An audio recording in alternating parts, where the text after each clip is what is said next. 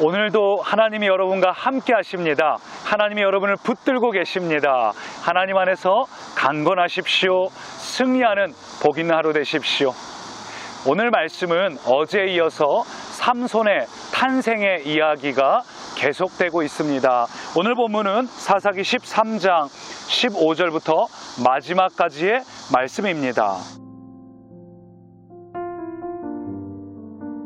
사사기의 뒤로 갈수록 이 이스라엘의 형편과 사사들의 상태가 점점 악화되고 있습니다. 그래서 삼손의 탄생의 배경도 보면 블레셋이 무려 40년 동안이나 압제하고 있습니다. 그 어떤 역사 속의 압제보다 가장 긴 압제를 당하고 있습니다. 그럼에도 불구하고 이스라엘은 하나님께 부르짖어 기도했다는 말이 나오지 않습니다. 이미 영적으로 완전히 가라앉고 무너진 상태인 거죠. 그러나 놀랍게도 하나님의 편에서 먼저 이스라엘을 찾아오시고 만져주시고 회복하시는 그 출발점이 바로 오늘의 말씀입니다.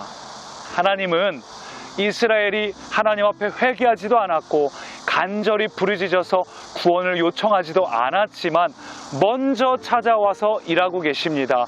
왜냐하면 하나님은 선하신 하나님이요 사랑의 하나님, 그것이 하나님의 본질이기 때문에 하나님의 편에서 먼저 우리를 찾아오고 계십니다.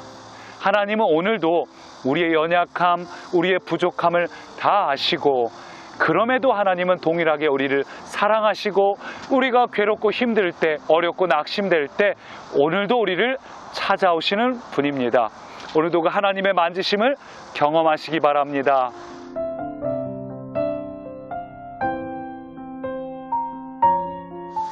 오늘 말씀의 주인공인 마노아를 보면 이러한 이스라엘의 상황이 너무나 잘 표현되고 있습니다.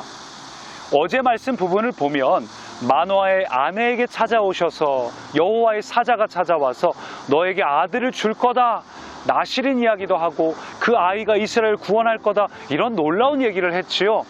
그래서 이 여인이 남편에게 가서 이야기를 해줍니다. 이런 놀라운 일들이 있었다. 어제 나를 찾아온 건 여호와의 사자였다. 그런데 마노아는 그 얘기를 믿지를 못합니다. 그래서 하나님께 한 번 더 나에게 찾아와 주십시오. 그러자 정말로 하나님이 찾아오셨습니다. 그런데 찾아오신 이 하나님의 사자를 보면서 여전히 마노아는 믿지를 못합니다. 오늘 말씀을 보니까 15절 보니까 당신에게 염소 새끼 한 마리를 잡아서 요리를 하겠다고 말을 해요. 벌써 천사가 아니라 그냥 사람으로 받아들이고 있는 것입니다. 천사가 말을 하죠. 나에게 음식을 대접하지 말고 그 염소 새끼로 하나님께 번제를 드리라. 그러자 이번에 마노아가 이렇게 물어봐요. 17절 보니까 당신의 이름이 무엇입니까? 그러면서 내가 당신의 말씀이 이루어질 때 당신의 이름을 존귀하게 여기겠습니다. 그러니까 마노아는요 여호와의 사자를 여긴 게 아닙니다. 지금 이 천사를 가리켜서 그냥 사람으로 여겼습니다.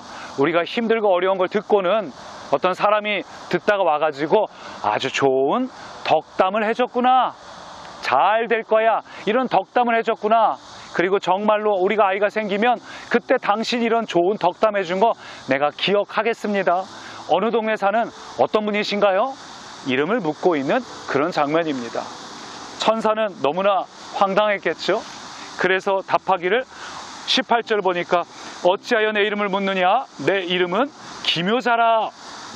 그리고 나서 번제물을 드릴 때 그 번제물의 불꽃과 함께 하늘로 확 올라가 버렸습니다. 불사 깜짝 놀란 거예요. 마노아가 깜짝 놀래가지고 불 타고 하늘로 올라가신 그 천사를 보면서 야, 정말로 하나님의 사람이, 하나님의 천사가 내게 찾아오셨구나, 깜짝 놀랐습니다.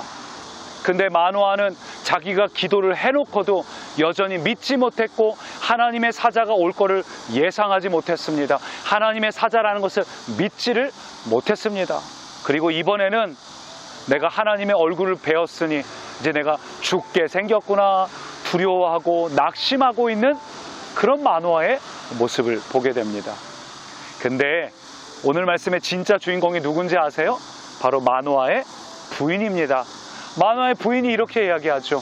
하나님의 얼굴을 뵈면 죽는 거 맞아요. 그렇지만 오늘 하나님이 우리를 찾아오신 것은 우리에게 아이를 주신다 말씀하셨고 또 번제물도 받아들여 주셨고, 그러니 죽는다고 두려워하지 말고 이것을 기쁨으로 여깁시다.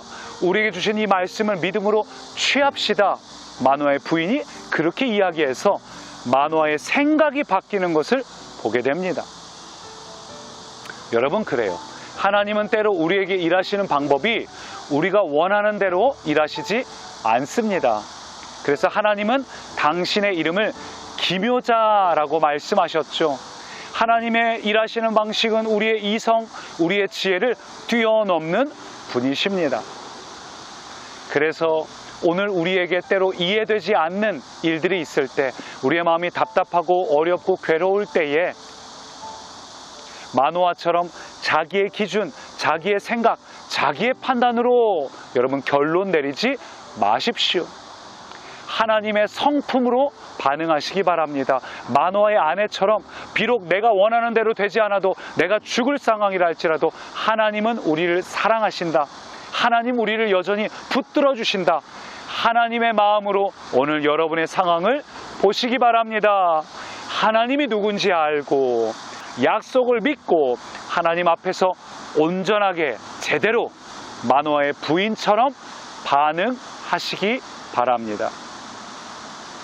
여러분, 삼손의 이름 뜻이 뭔지 아세요?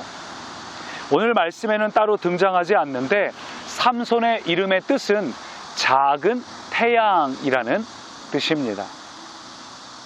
당시의 이스라엘 상황은 굉장히 어두웠습니다. 갈수록 더 어두워지고 있습니다. 그러나 하나님은 부르짖지도 찾지도 않고 있는 이스라엘을 위해서 작은 태양, 빛이신 사사를 하나님께서는 베풀어 주셨습니다. 여러분, 빛이 비추면 어둠은 물러갑니다. 하나님이 우리에게 찾아오시면 오늘 우리가 어떤 어두움 가운데 있든, 여러분 인생의 밤 가운데 있든 반드시 새벽은 찾아옵니다. 여러분의 어둠을 깨우는 아침은 찾아옵니다.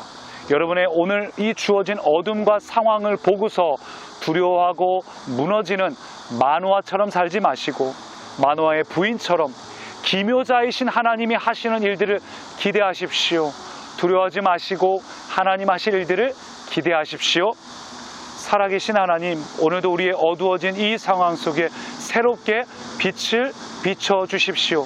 아침을 열어주십시오. 기묘자이신 하나님이 하는 일들, 우리가 판단하지 않고 하나님을 믿고 하나님을 신뢰하는 우리가 되게 하여 주십시오. 예수님 이름으로 기도합니다. 아멘. 예수, 우리들의 밝은 빛, 은혜와 긍휼을 베푸시는 주, 의의 길을 따라가는 주의 자녀들에게 항상 밝은 빛을 비추시네. 그는 구원의 주 하나님, 그는 구원의 주 하나님,